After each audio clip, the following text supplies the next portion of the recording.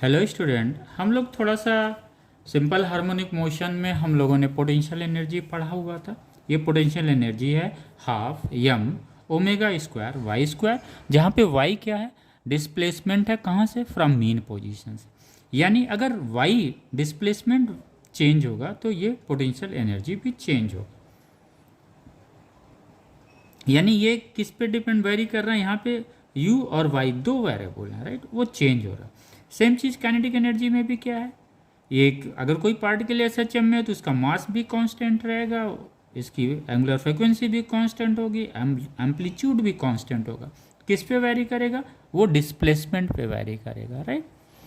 ये हो गया। लेकिन अगर हम टोटल एनर्जी देखते हैं हाफ यम ओमेगा स्क्वायर ए स्क्वायर, तो जो पार्टिकल का टोटल एनर्जी होगा किसी भी पॉइंट्स पे किसी भी डिस्प्लेसमेंट में, तो वो डिस्प्लेसमेंट पे चूंकि डिपेंड नहीं करता है, तो through out the path total energy क्या मिलेगी उसकी, हाफ यम ओमेगा स्क्वायर ए स्क्वायर।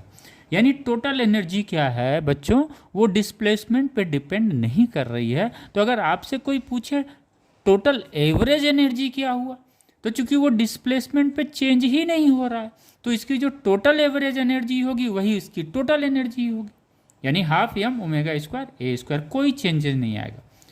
इसलिए थोड़ा सा एवरेज के लिए आपके पास एक अवेयरनेस होनी चाहिए। एवरेज आप तभी निकालेंगे जब एक वेरी होने से दूसरा वेरी कर रहा है, यहाँ पे कोई वेरी कर ही नहीं रहा, राइट। तो ये टोटल एनर्जी का अगर हम एवरेज में निकालेंगे तो इसकी वैल्यू सेम मिलेगी, हाफ एम ओमेगा स्क्वायर ए स्क्वायर।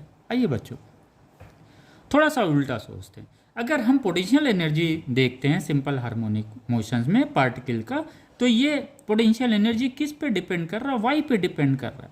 क्योंकि एंगुलर फ्रिक्वेंसी तो पार्टिकल की एस एच एम में कांस्टेंट है, तो किस पे डिपेंड कर रहा है, वाई पे। यानी अगर वाई वेरी कर रहा है तो पोटेंशियल एनर्जी वेरी कर रहा है। यानी यहाँ पे दो वेरिएबल हैं, एक दूसरे पर डिपेंड है। तो ऐसे में हम एवरेज निकालते हैं बच्चों, राइट।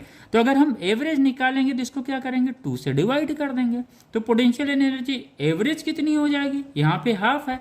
इसी तरह से अब जब आप अल्टरनेटिंग करंट लगाएंगे तो बेटा कहीं ना कहीं बच्चों एवरेज आपका आता है। उस एवरेज के लिए आपको अलर्ट होना पड़ेगा। एवरेज के लिए आपके पास कॉन्सेप्ट क्लियर होना चाहिए कि इक्वेशंस में क्या दो वेरिएबल हैं कि नहीं। अगर नहीं है तो एवरेज नहीं निकलेगा, जैसे टोटल एनर्जी का निकाला था हमने। फिर हम क्या करेंगे, पोटेंशियल एनर्जी एवरेज क्या होगा, हाफ से डिवाइड कर देंगे, कितना हो जाएगा 1/4 M omega square Y square. Similarly यहाँ पे काइनेटिक एनर्जी भी है जो वाई पे डिपेंड कर रहा है, तो उसका भी एवरेज क्या हो जाएगा 1/4 M omega square in bracket A square minus Y square.